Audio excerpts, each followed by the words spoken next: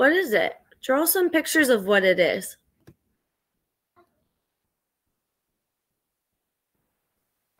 This is really good, all right? Living things. Ecology is the study of living in non-living things and how they interact with each other in an ecosystem. That's perfect. I like all of these. These are systems of living, biotic and abiotic. The abiotic disappeared, but it was up here. Draw some things in an ecosystem that interact. Again, if you're just joining us online, I started just a hair late. But what we're doing is we're reviewing from yesterday what we learned. We started a new unit on ecology. So we're just kind of brain dumping with our four corners what we learned yesterday. Right? Ren drew us some drawings yesterday. Could draw some of those things too. She drew us some biotic things and abiotic things. Yes, I did. She literally just woke up. We've got massive bedhead. She just walked downstairs. Oh, sweet baby. All right, go take your allergy medicine.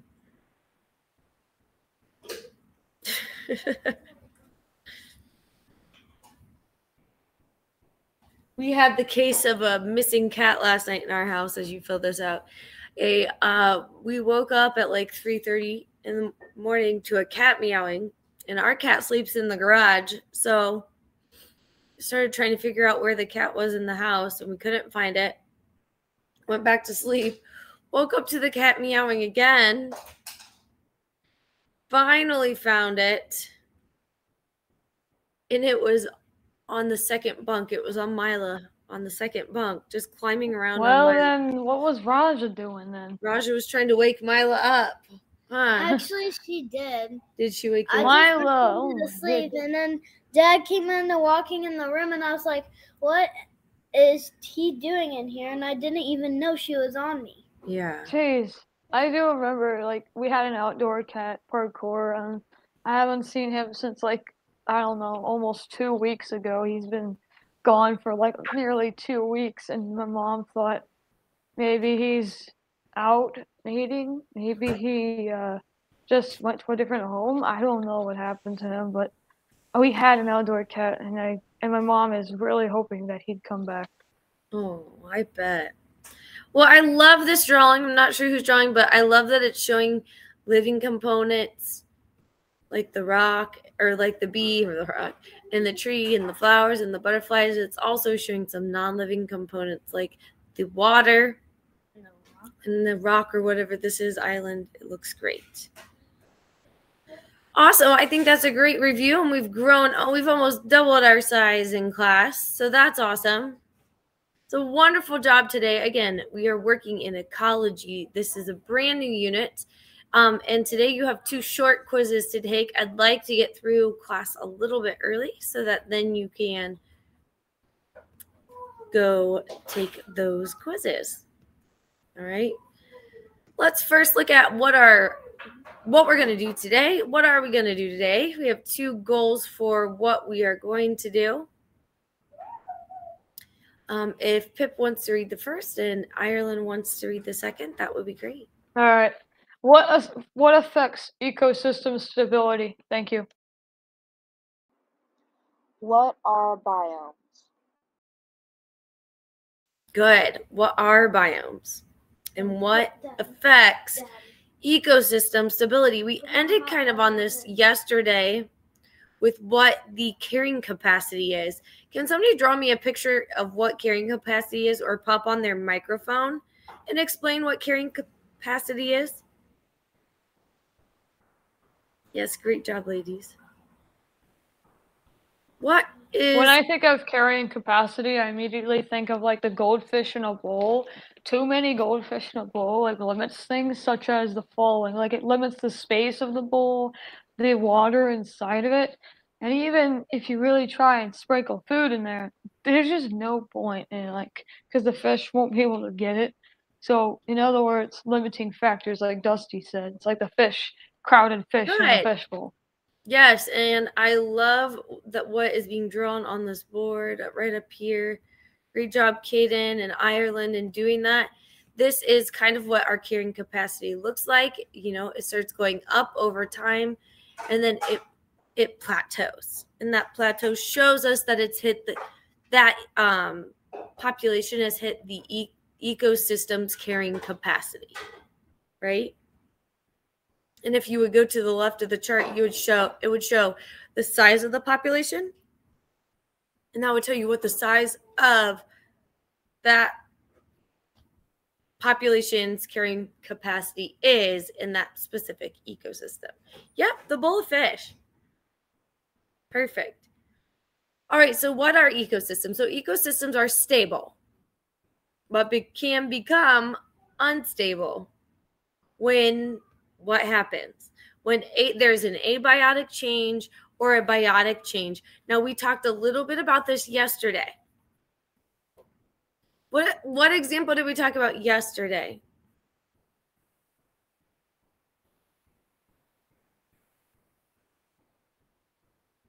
Ooh, a natural disaster. Absolutely, Ireland. That would be a great example of an abiotic change. Weather change, good. Animals migrate would be a biotic change, good. If all those things would be abiotic change, temperature. What about the sea turtles? Do you remember the sea turtles? Good. Yeah, Ireland, that's true. Animals, if they would get hunted. Yes, the lights on the beach with the sea turtles. Right? So they would actually lay their sea turtles, their eggs in the wrong location, which would make it really hard for their babies to make it to the ocean. It would throw their GPS off. Ooh, Justin. Good. Yeah, Ooh, I fire at me, should y'all. add something real quick. Fire. Disease. These are all so good. Flooding. Oh, I was just about to talk about the lights and the turtles. So when I thought of like an ecosystem like changing like abiotically, I immediately thought of wait a minute. So the sea turtles, right? They try to lay their eggs, and then somehow they go all the way to South Africa. Like, I mean, imagine they don't have GPS. That's probably why. Yeah. No, they actually do have an animal instinct of like a GPS in their in their system. Right. But which it is can get really messed cool. up. It can get messed up sometimes, like you Well, know, it gets like messed Dusty up said. because of some things like the location of the sun and moon during certain seasons gives them their linear patterns. And so when we have lights on the beach, that throws them off. Yeah, good. All right, so ecologists assign organisms in ecosystems in the category of what we call trophic levels. Trophic. All right. Trophic is an word. I want you to put trophic in chat. Trophic equals energy. Trophic equals energy. So if we are talking about someone's trophic level, we're talking about how much energy basically they have based on where their food source is. Okay, so we have producers. Producers would be grass, right? They make their own food. They have those chloroplasts that capture the sun rays and transfer those, remember, into glucose. So our plants down here, that is like a level 1 of a trophic level. Then we've got primary consumers, like our squirrels. Cows are primary consumers because they eat producers. Any organism that's going to eat something that makes its own energy is a primary, level 1, right? So they aren't creating their own energy source.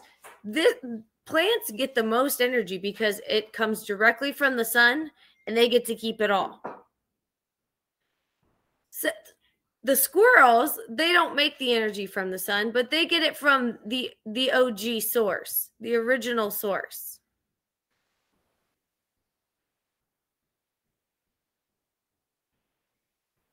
Yes. All right. So the trophic levels are going to, every level you go up, you're going to lose a little bit of energy. Does that make sense? Give me a green check or red X in chat. Every time we go up in energy levels, so like our snake, he has to go through two sources. He's a secondary consumer. All right. He has to go through eating, like the energy has already come from the plant and it's come from the squirrel, and he eats the squirrel or the mouse. And so the energy that he gets has to transfer through two other organisms before he gets it. Green check if that makes sense. You're fine. If it makes sense how, like, the further away you get from the grass, like this, they're getting all like direct energy, full energy. The squirrel is being the primary, gets the most amount of energy other than making it own because it's primary. But the snake's going to have to eat a little bit more than the squirrel because, look, see what I'm saying? They're getting further away from that original energy source, which is the sun. So producers are first, then primary, secondary, and then we look at like the hawk or some of our big top predators, and they are tertiary consumers. All right, they're eating something that has eaten something else that has grown its own energy from the sun. Good. Almost all of you are following that. I love it. If you're not, spend some time, maybe do those visual notes that I sent out. That will help you kind of make like a chain. It's almost like a chain of command, right? A lot of energy, a little less, even less, the least. Now they're all getting energy from their food source. It's just it's not as direct. This is getting a lot of direct energy. Good.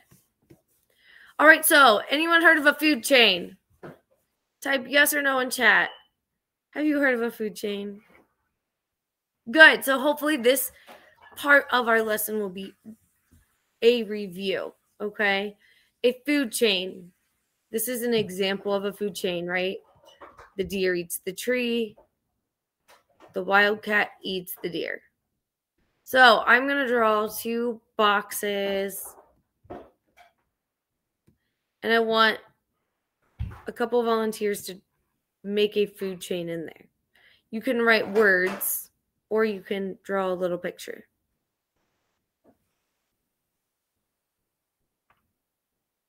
Any volunteers to make a food chain for me? All right. Ireland, I'll have you take the top box. And Aria, you take the second. You guys are going to be good at this because this is something that you have a little background on, right?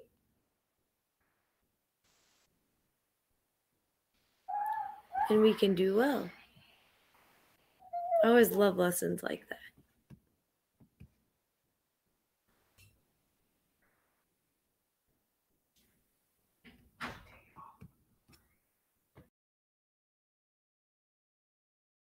This is great. Super good.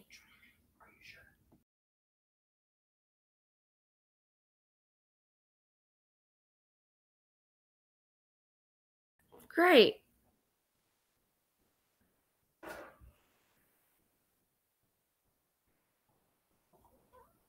This is awesome. I know it's such a little space. You're doing a great job.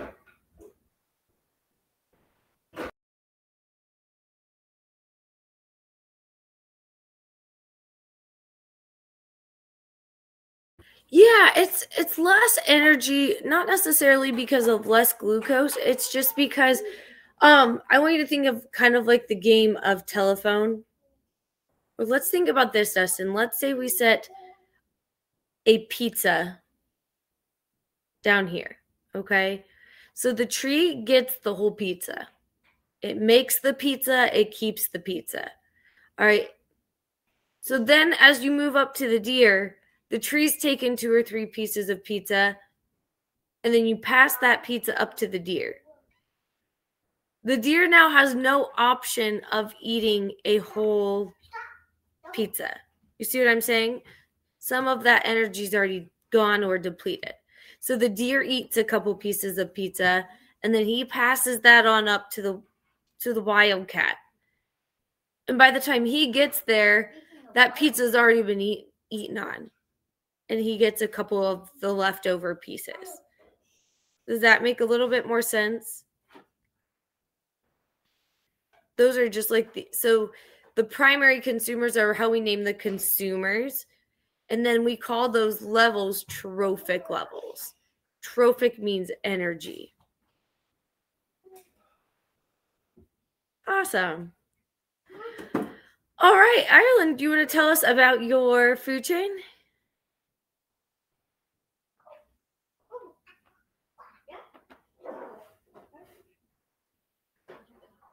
Yeah, that's fine. You don't know. It's pretty simple, right? But it's really good. So we've got her grass.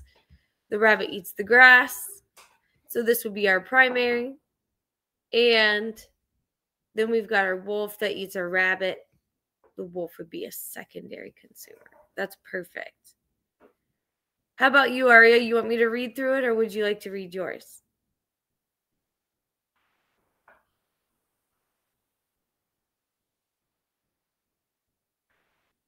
Sure, absolutely. Yep. So the cool thing about a food chain is you don't have to always start there's no specific starting point. All of the energy always comes from the sun, right? All of the energy comes from the sun and goes to our primary consumers, but that's not always where our food chains start, right? So here we've got a primary consumer being the cows, and you have a squirrel, right? So you can have the cows and the squirrels. They're both primary consumers eating the grass, and we could expand this way farther down, but that is the beginning of her food chain. I like this cute little drawing right here. Yep, so your end animal, which it does, again, depends if what you're making it for or what it's reflecting. Sometimes you end with this tertiary consumer, and sometimes you don't, depending on what the ecosystem is. Awesome. Thanks, ladies, for putting yourself out there and doing a great job with it. Yeah, I did. I just helped out as well, if you're curious. I drew some of them. Oh, thank you. All right. So let's look at a food web. A food web is very similar to a food chain. All right. But the food web is going to show you, instead of just one route of energy transfer, it's going to show you all the routes of energy transfer. Okay. So if you look here, you see the grass and the tree, because they're both primary consumers in the ecosystem. So then it's showing you all of the primary, this is the producers. These are our producers, the tree and the grass. All right, then it shows you all the primary consumers. So you see the mouse, grasshopper, the squirrel, and I don't know what this is, but it's something eating the leaf. It's an insect. Okay? An insect eating the leaf. These are all primary consumers. Now we look up, we want to follow those. Follow some of those lines. Tell me some of the secondary consumers. Tell me some of the secondary consumers. Follow those lines. Oh, and I forgot this deer right here. He is also a primary consumer. Tell me some secondary consumers. Yeah, you're right. The snake. Okay, the snake is a secondary consumer. Who's a secondary consumer to the mouse? So the mouse is primary because it eats the grass. So who is the secondary consumer? The hawk, the fox. Good. What's a secondary consumer to the insect? Right here. Yeah, the bird. You don't necessarily think about birds being predaceous, but they are. All right. So it's just these are a little bit more complex, but they really do show all of the pathways of energy transfer in an ecosystem. What do you need to know? Do you necessarily need to create a web? No, but I think you could. Okay, don't make it more complicated than it is. The pictures don't need to be in a certain spot. The cool thing about the web is you can plop all the characters on the ecosystem down on the paper and then just attach them with lines. Okay, but this should be something where you can recognize where the producer is and identify some of those primary and secondary consumers for different species. That is something you would see on the test. So it might say, what is a tertiary consumer to the deer or whatever? And then you would look in, then you'd follow it. Okay, does that make sense?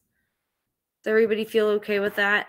They would ask you about a specific organism and then ask you what the consumer that would prey upon that might be. Yes, Ireland, do you have a question?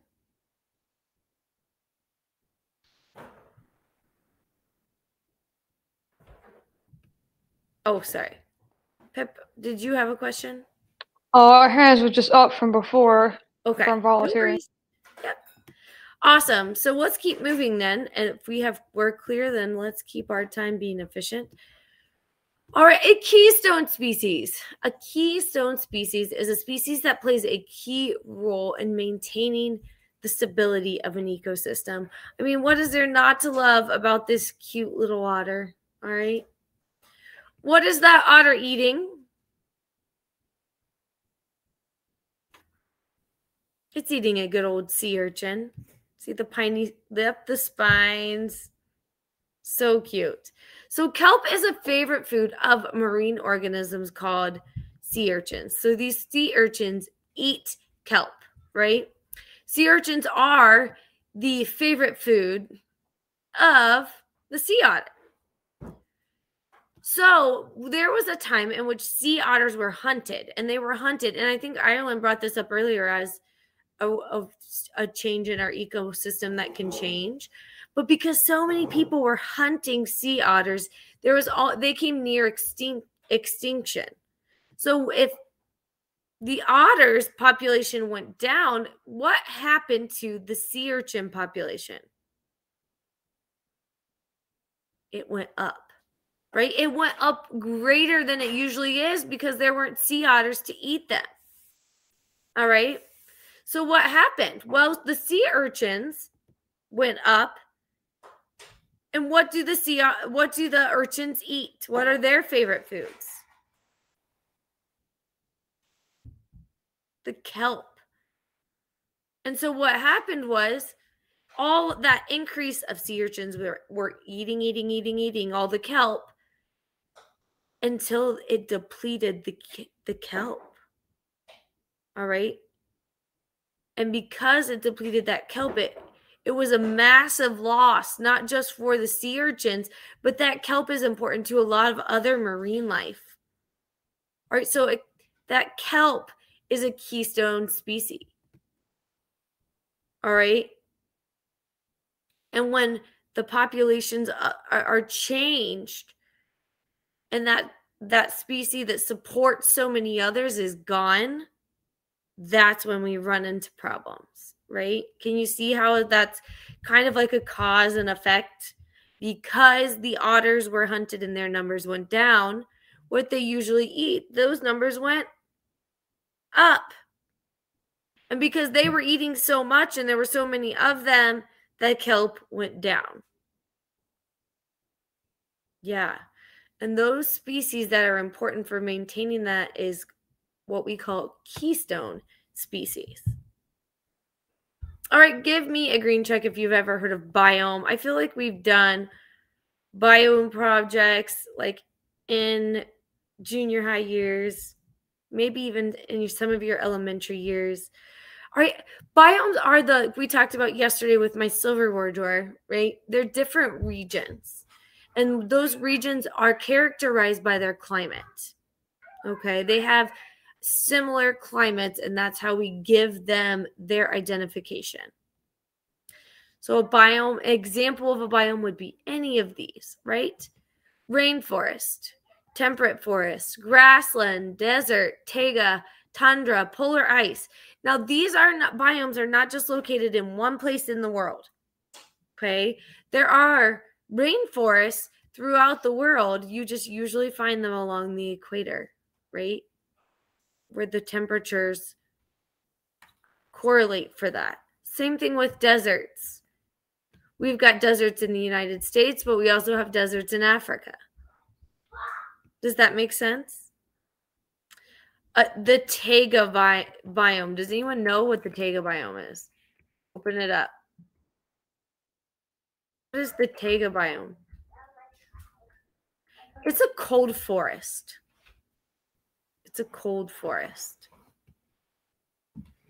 All right. I want you to think like of the northern forests in like Scandinavia, right? Canada. Those are taigas. They usually have lots of like big pine trees. They're very big biomes. I believe tigers live in taigas. Yep. Taiga. Good. So that's just something to note, not something to memorize, but something I would like you to, if you saw any of these, that you'll be able to recognize these as a biome. All right. Let me move down and yeah, let's do this. Let's do this quick check. All right. So these are things that like you might find in, is this what I wanted? Yeah, this is what I wanted. Sorry. This is what a similar question to what you might see on your test. So what is the average temperature in the temperate grassland?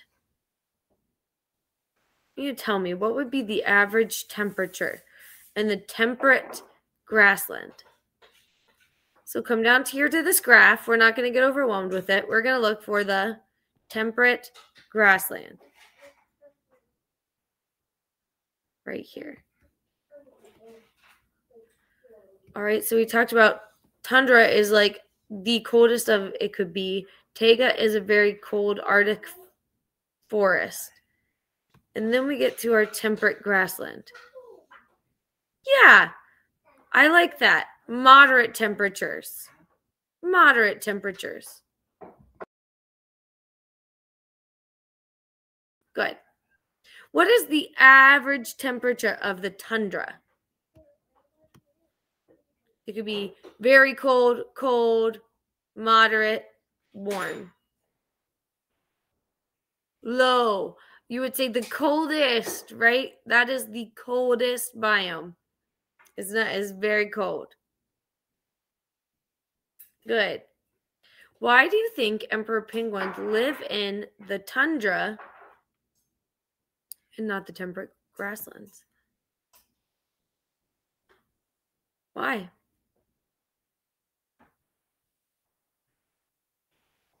Good. So penguins are more now some penguins do not live in the cold, but emperor penguins, right? They probably couldn't handle the heat. Right? They were created and built for that function. You guys are awesome and perfect.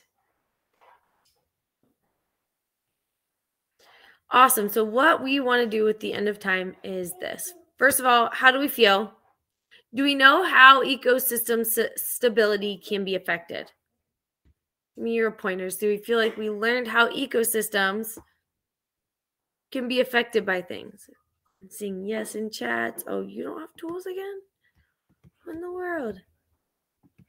What happened? Here we go. Yes, good. So we could talked about those keystone species. We talked about what happens when buildings and industries come and plop their things down right in front of ecosystems, even when things like lights are turned on beaches, right? Good. And what are biomes? Give me an example of a biome in chat. Good. Tundra, taiga, grassland, rainforest, the deserts. You guys are awesome. Good.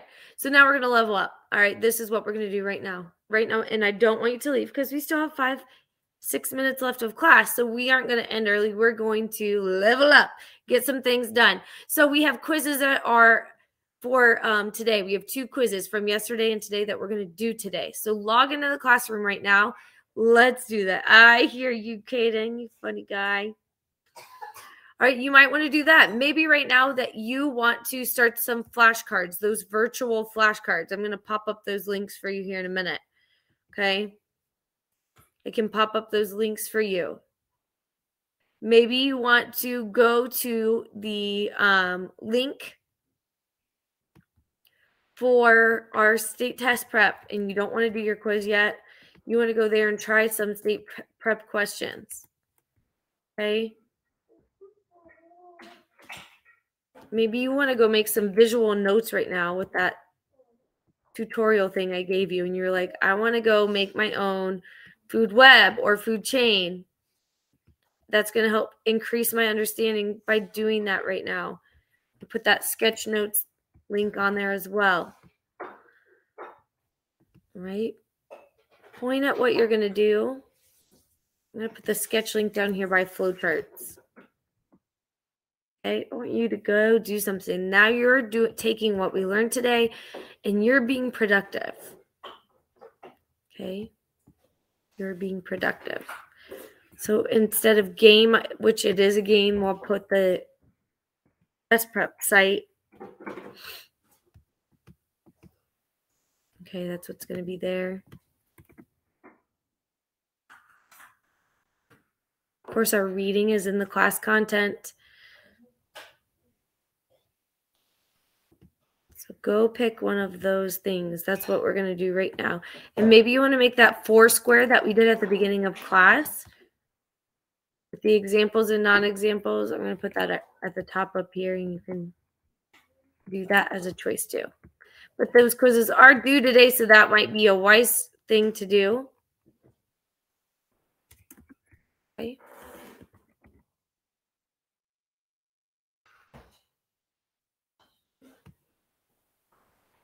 What biome are mountains in? So mountains can be in several of the biomes.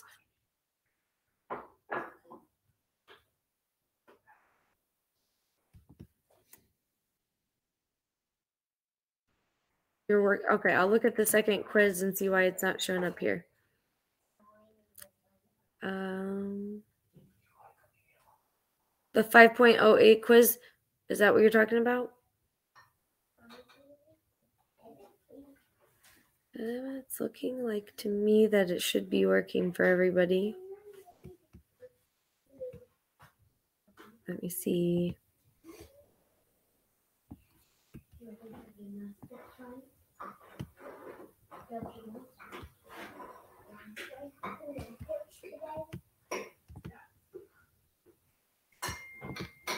Should be working. Maybe refresh.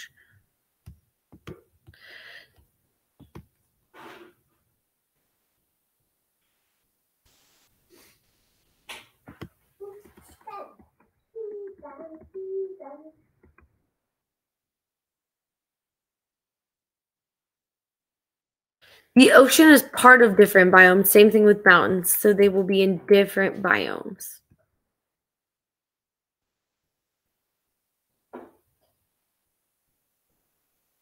Oh, the four corners one may not work. But you might be able to make your own. I forgot that PDF doesn't open on here. So the 5.03 quiz and I believe it's the 5.08 quiz both should show due today. Food chains and food webs should be the second one.